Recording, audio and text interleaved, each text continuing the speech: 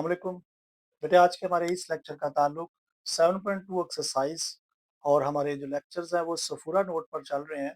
इस लेक्चर के अंदर हम 7.2 एक्सरसाइज को इंशाल्लाह कंप्लीट करेंगे। सो बेटा लेक्चर के हिसाब से ये हमारा लेक्चर नंबर 23 है। सो अगर कोई दोस्त आज हमें पहली बार ज्वाइन कर रहा है, वो अभी तक इस चैनल पर न्यू है, सो बेटा उससे गुजारिश है कि एक तो वो तमाम लेक्चर्स को शुरू से देखते हुए आगे आएंगे तो उसको बेहतर समझ आएगी। दूसरा अगर देखें व्हाइट बोर्ड पर लिखा आपके लिए हर वर्ड क्लियर है, सो वेल एंड गुड। लेकिन अगर कुछ वीडियो ब्लर है तो आपके मोबाइल के ऊपर राइट कॉर्नर पर 3 डॉट की ऑप्शन है, वहां से आप अपनी वीडियो क्वालिटी 360 480 या 720 पे करेंगे तो आपको व्हाइट बोर्ड पर लिखा हर वर्ड क्लियर नजर आएगा।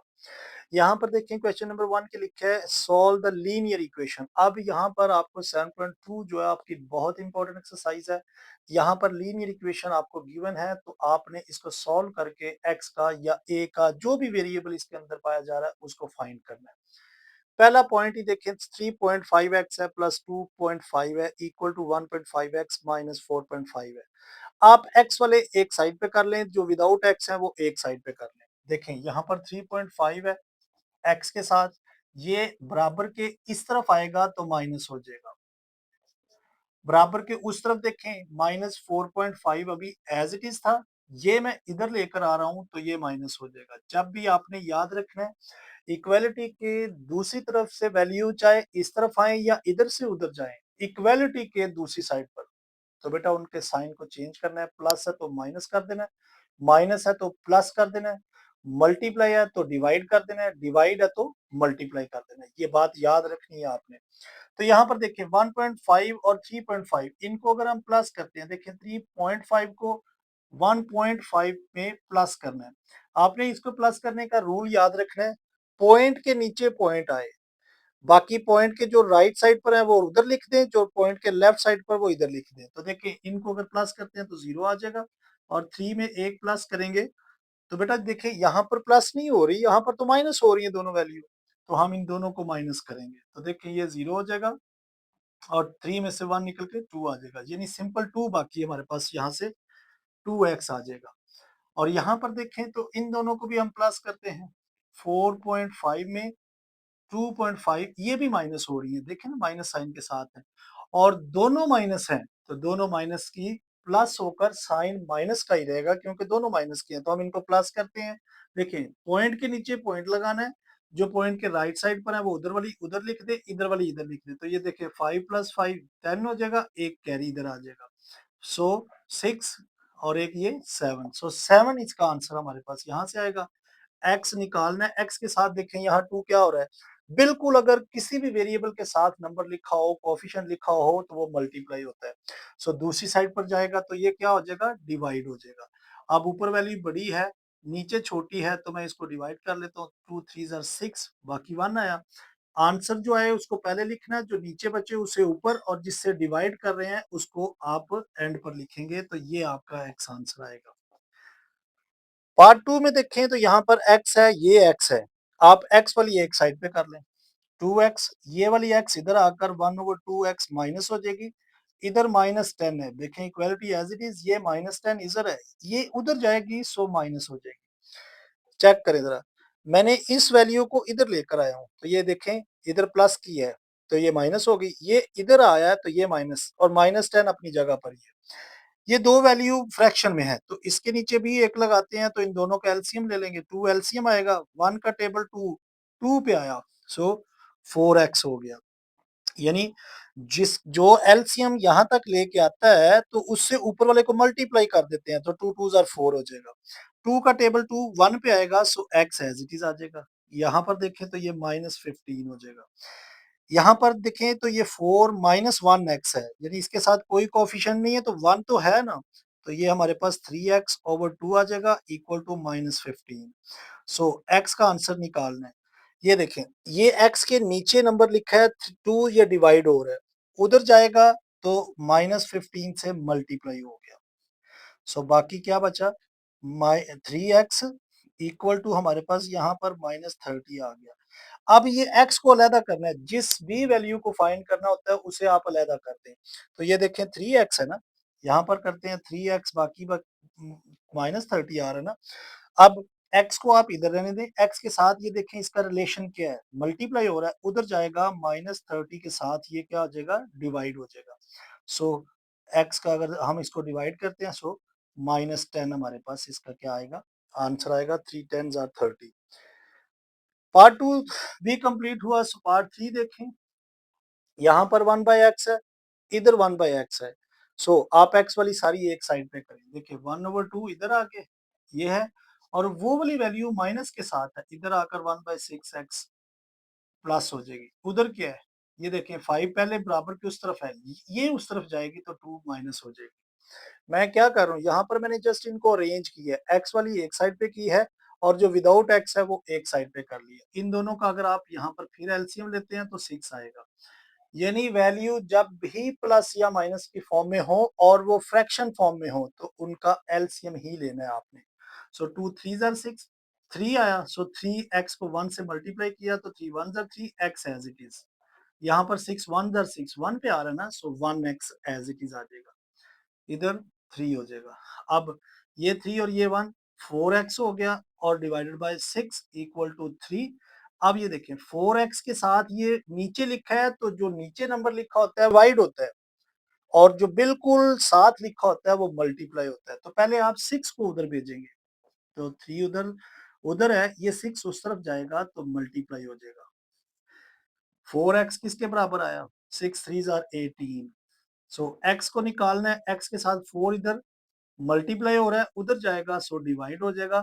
सो यहाँ पर आप 2 पे इन दोनों को काट सकते हैं। देखें 2 पे अगर काटा तो 2 2 जार 4, 2 9 जार 18, यानी 2 पे काटा 2 9 जार 18, 2 2 जार 4 और बाकी आपके पास 9/2 आया। अब 9 को अंदर रखें, 2 पे डिवाइड कर लें, 2 4 जार 8, एक बाकी, तो इसका आंसर क्या देंगे हम, 4/1/2, ये आपका आंसर आ जाएगा।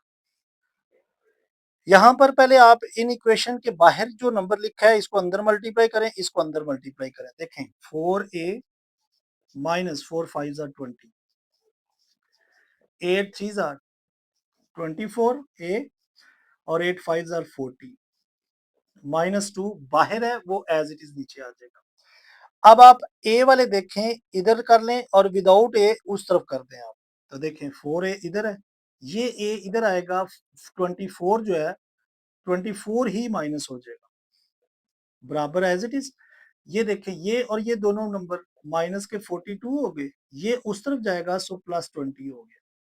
मैंने इन दोनों को इकट्ठा कर लिया, देखे ना माइनस किया दोनों तो -42, ये नंबर इधर से उधर जाएगा सो इधर माइनस का उधर जाकर प्लस हो गया। तो अब क्या आएगा, देखिए दोनों को माइनस करेंगे सो -20 आ जाएगा, क्योंकि 4 प्लस का है, 24 में से निकल के बाकी -20 इक्वल टू, इन दोनों को माइनस करें तो 22 माइनस का आ रहा है, क्योंकि 20 यहाँ से निकल जाएगा प्लस का, सो बाकी हमारे पास 42 में से 20 गया तो 22 आ जाएगा। ए अब आपने फाइंड करना है, तो ए के साथ देखें 22 यहाँ पर क्या हो रहा है, मल्टीप्लाई हो रहा है, और क्या -20 मल्टीप्लाई हो रहा है, तो -20 ही उधर चला जाएगा। तो अब यहाँ पर देखें -22 है, नीचे -20 डिवाइड हो गया। अच्छा कुछ बच्चे यहाँ सोच रहे हैं कि यहाँ पर ये माइनस था, उधर जाकर ये प्लस क्यों नहीं हुआ? बेटा एक वक्त में एक काम करना है। ये देखिए ना 20 ए के साथ मल्टीप्लाई हो रहा था, तो मैंने उधर भेजा तो डिवाइड हुआ, जो साइन के साथ है वही जाएगा। अच्छा ये अगर बात है तो फिर यहाँ पर देखें, अगर ये 4x था, यहाँ पर 4x के साथ मल्टीप्लाई हो रहा है, तो जब ये 4 उधर गया तो उधर डिवाइड किया तो फिर ये प्लस उधर माइनस क्यों नहीं हुआ? इसलिए याद रखें एक वक्त में एक काम ही करना है। तो यहाँ पर देखें माइनस माइनस से कैंसिल, तो यहाँ पर इसको अगर आप 2 पे काट देते हैं, सो ऊपर 11 आ जाएगा, नीचे 10 आ जाएगा। इनको भी आप डिवाइड कर लें, 11 को अंदर रख के 10 पे डिवाइड करें, 10 1 जा 10, सो इसका आंसर हम देंगे 1/1/10। सो ये हमारा आंसर आ जाएगा। तो बेटा ये आपका जो क्वेश्चन नंबर 1 है, सो यहाँ पर आपने बेटा ख्याल करना है, ये माइनस है तो यहाँ पर भी माइनस लगाना है और यहाँ पर भी माइनस लगाना है। सो ये देखिए ना दोनों माइनस के जब आप टोटल करेंगे -7 आएगा, और यहाँ पर भी माइनस, यहाँ पर भी माइनस आपने लगाना है। सो यहाँ पर हमारा क्वेश्चन जो है वो 1 कंप्लीट हो चुका है। सो इसके बकिया पार्ट देखिए, ई और एफ देखें, इसमें भी जस्ट ऐसा ही है, और यहाँ पर देखें 7/9 है। आपने बात याद रखनी है, जब भी वैल्यू इस फॉर्म में आ जाए, यानी फ्रैक्शन में हो और दोनों इक्वलिटी के साथ जुड़ी हो, तो आप इन दोनों के दरमियान में क्रॉस मल्टीप्लाई कर सकते हैं, यानी 7 को इससे मल्टीप्लाई कर दें तो ये 7x इक्वल अपनी जगह पर ही है, 9 को आप 7 से मल्टीप्लाई कर दें, सो 7x इक्वल टू 9 6 आर 63 आ जाएगा और x इज इक्वल टू 63 और ये देखें ना, ये इधर मल्टीप्लाई इधर आकर डिवाइड हो जाएगा, सो x इज इक्वल टू 9 आ जाएगा आपके पास। ये फिर हमारे पास देखें पॉइंट में अंदर आ रहा है क्वेश्चन, तो यहाँ पर देखें और ये पॉइंट है, ये पॉइंट वाला आंसर है और p के साथ है, हम p वाले इधर कर लेते हैं 4.3p और वो उधर से इधर आएगा 8.7p, तो देखें ये माइनस के साथ है, इधर प्लस हो गया, उधर 10.5 था, ये नंबर इधर माइनस है, उधर जाकर प्लस हो जाएगा। अब ये देखिए इन दोनों को प्लस करने का क्या रूल है, माइनस पॉइंट को पॉइंट के नीचे लिखना है, इधर वाला इधर लिखना है, इधर वाला इधर लिखना है, तो 7 + 3 10 हो जाएगा और एक कैरी 4 + 12 और एक 13 यानी 13.0 आ गया, सो ये 13p लिख लेंगे। इधर देखिए तो ये क्या 10.5 को पॉइंट वाले को 2 इधर लिख लें 5 इधर, तो ये भी देखें तो 13 ही हमारे पास आ रहा है, सो 13 आ गया। सो p निकालना है, p के साथ 13 इधर क्या हो रहा है, इधर मल्टीप्लाई उधर जाकर डिवाइड कर दें तो दोनों कट के p का आंसर हमारे पास 1 आ जाएगा। सो यही इसका आंसर है। सो इसी के साथ नेक्स्ट पार्ट क्वेश्चन नंबर 2 देखते हैं। नंबर 2 और पार्ट नंबर 3 ये आपके सामने लिखा है, इसमें देखिए लिखा है in a cricket match Ahmed Shahzad and Shahid Afridi enhanced the score of Pakistan cricket team by 96 runs. If Shahid Afridi scored 22 more than Ahmed Shahzad, then find the score of Ahmed Shahzad. यानी अगर एक क्रिकेट मैच के अंदर शाहिद अफरीदी और अहमद शहजाद दोनों जो है वो बैटिंग कर रहे हैं और वो 96 रन जो है वो दोनों बनाते हैं पाकिस्तान के हक में, और अगर वो लिखा ये है कि अगर शाहिद अफरीदी जो है वो 22 runs then Ahmad Shahzad then find the score of Ahmad Shahzad, अगर शाहिद अफरीदी जो है वो अहमद शहजाद से 22 रन ज्यादा बनाता है, मोर देखे ना 22 more than than Ahmed Shehzad, तो फिर उसके स्कोर क्या रखेंगे। तो बेटा देखिए हम सोल्यूशन शुरू करेंगे, टोटल रन 96 है, हम यहाँ अहमद का जो रन है वो एक्स से डिनोट करते हैं और देखिए ये 22 है, तो 22 जो है वो एक्स से यानी 22 ज्यादा बनाता है शाहिद अफरीदी, यानी जो रन अहमद शहजाद का है उससे 22 शाहिद अफरीदी ज्यादा बनाता है, तो हम उसके रन के अंदर 22 को प्लस कर देंगे। लेकिन अगर इन दोनों का सम करें, टोटल करें तो 96 आता है, तो हम ये आगे लिखते हैं अकॉर्डिंग टू द कंडीशन यहाँ पर ये है कि भाई अगर इन दोनों के रन्स को हम सम कर दें, ये देखें ये शहजाद के हैं अहमद शहजाद के और x + 22 ये शाहिद अफरीदी के हैं, जब दोनों के मिलेंगे टोटल तो टोटल रन हमारे पास 96 आते हैं, तो देखें x और x 2x हो जाएगा plus 22 equal to 96, so 2x के साथ यहाँ 22 क्या हो रहा है प्लस हो रहा है ना, उधर जाएगा सो ये माइनस हो जाएगा 22, सो 2x हमारे पास क्या आ जाएगा, यहाँ से इसे माइनस करेंगे सो हमारे पास जो 74 आ जाएगा 2x, सो x हमें चाहिए, तो x यहाँ से x के साथ यहाँ 2 मल्टीप्लाई हो रहा है, उधर जाकर ये 74 के साथ डिवाइड हो जाएगा, सो x हमारे पास जो आएगा वो 2 3 जार 6 2 7 जार 14 आ जाएगा, यानी 2 7 2 3 जार 6 एक बाकी तो 37। सो अब देखें x हमने जो रखा है वो किसके इक्वल रखा है, तो देखा अहमद के जो रन हैं वो 37 है, सो x हमारे पास 37 आया जो कि अहमद शहजाद के रन हैं। और अगर आप शाहिद अफरीदी के भी निकालना चाहते हैं, सो शाहिद अफरीदी के लिए देखें, शाहिद अफरीदी के लिए हमने जो इक्वेशन बनाई है वो ये है, यहाँ पर देखें x क्या आया 37 प्लस 22, तो हम इन दोनों को प्लस करते हैं, प्लस 2 9 और 3 + 2 5, 59 रन जो है वो शाहिद अफरीदी बनाता है और 37 जो है वो अहमद शहजाद बनाता है, दोनों का सम करेंगे तो आपके पास 96 रन आएंगे। ये वाला जो हिस्सा मैंने यहाँ किया है वो आपने इसके बिल्कुल नीचे करना है। पार्ट 3 के अंदर देखिए लिखा है Namra is older than to Shamaila by 18 years, यानी नम्रा जो है वो ओल्डर है शमाइला से 18 साल। सो आफ्टर 6 ईयर्स 6 साल के बाद अगर देखें तो नम्रा विल बी ट्वाइस, सो नम्रा की एज जो होगी वो 2 गुना हो जाएगी एज ओल्डर एज शमाइला, यानी शुमाइला से उसकी उम्र जो है वो 2 गुना हो जाएगी। फाइंड द नम्राज़ प्रेज़ेंट एज, तो आज जो प्रेज़ेंट एज नम्रा की है वो फाइंड करें। तो हम इसको शुरू कैसे करते हैं, देखिए हम लेट करते हैं एज ऑफ शुमाइला जो रखते हैं, यहाँ पर हम उसकी एज एक्स रख लेते हैं और नम्रा देखें यहाँ पर 18 साल नम्रा जो है वो उससे बड़ी है, तो हम इसको लिख लेंगे जो शुमाइला की एज होगी उसमें हम 18 साल को ऐड कर लेंगे। ये देखें ना, हमने सपोज किया शुमाइला की एज अगर x है तो नम्रा की एज x प्लस 18 कर ली क्योंकि वो 18 साल उससे बड़ी है। अब लिखा आगे कंडीशन देखें क्या लिखा, कहते हैं after 6 year Namra will be twice. अच्छा आफ्टर 6 ईयर क्या होगा, देखें आफ्टर 6 ईयर्स। अब देखिए आफ्टर 6 ईयर ये तो समझ लें उनकी प्रेजेंट एज है। 6 ईयर के बाद अब अगर शुमाइला की एज x है तो इसकी जो आफ्टर 6 ईयर जो एज होगी शुमाइला की, तो बेटा ये क्या हो जाएगी, ये हो जाएगी x प्लस 6 है। यानी अगर आज उसकी x एज है तो 6 साल बाद जो 6 उसमें ऐड हो जाएंगे ना एज उसकी, तो ये x प्लस 6 कर लेंगे। इसी तरह से नम्रा की एज के अंदर भी आफ्टर 6 ईयर जो है वो 6 ईयर ऐड कर लेंगे, तो x प्लस 18 तो उसकी अभी है, लेकिन इसमें भी 6 प्लस कर देंगे तो ये क्या हो जाएगी x प्लस 24 हो जाएगी। यानी ये देखें ना, इसमें मैंने x प्लस, इसमें भी 6 ऐड कर दिया, इसमें भी ऐड 6 कर दिया, तो इसकी तो जो आफ्टर 6 ईयर होगी वो x प्लस 6 हो जाएगी। नम्रा की जो आफ्टर 6 ईयर एज होगी वो x प्लस 18 के अंदर आपने 6 दोनों में ऐड कर दिया, तो इसमें ऐड करेंगे सो 24 इसकी आफ्टर 6 ईयर हो जाएगी। अब हम देखते हैं जो कंडीशन उसने दी है, वो कहता है कि will be twice age older age Shumaila. So हम according to the given condition, यानी यहाँ पर हमें ये कंडीशन दी गई है कि जो भी x प्लस 6 एज जो शुमाइला की होगी और जो नम्रा की एज हो जाएगी 24, तो शुमाइला की एज जो है वो ट्वाइस हो जाएगी। ये देखें, ये आपने ट्वाइस मतलब 2 से उसे मल्टीप्लाई कर देना है। किसको, देखें ना, नम्रा विल बी ट्वाइस, तो देखें नम्रा की एज डबल हो जाएगी जितनी शुमाइला की होगी, तो हम शुमाइला को 2 से क्या करेंगे मल्टीप्लाई कर देना। आपने जिसकी एज डबल होगी उसके बिल्कुल दूसरी साइड पर 2 से मल्टीप्लाई कर देना आपको। इस इक्वेशन को सॉल्व करें, 2x plus 12 equal to x plus 24।